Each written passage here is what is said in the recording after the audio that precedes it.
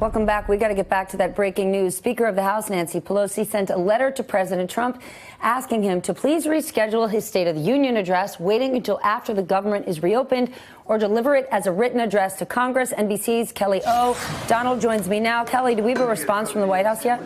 We do not yet have a response from the White House. They're aware of the letter.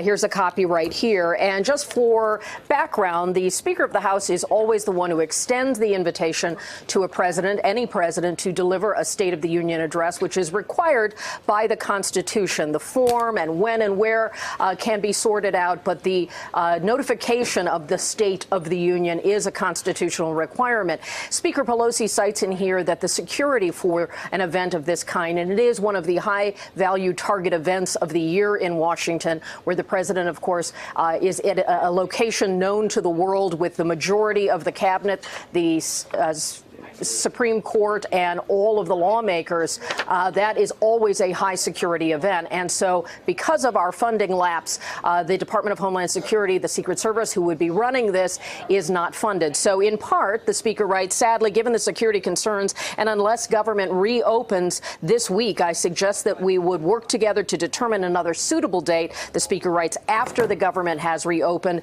And she goes on to say, consider delivering the address in writing, which is allowed under the law, but in our modern times, it's one of the most high-profile events for a president in the kind of political theater and political communication. This would also be a time where Speaker Pelosi would be sitting behind the president over his shoulder along with the vice president. This is also clearly a power play about the shutdown, trying to use the authority of the speakership against the White House to try to compel some sort of a breakthrough in what is now 25-plus days of lapse in appropriations. Hey there, I'm Chris Hayes from MSNBC. Thanks for watching MSNBC on YouTube. If you want to keep up to date with the videos we're putting out, you can click subscribe just below me or click over on this list to see lots of other great videos.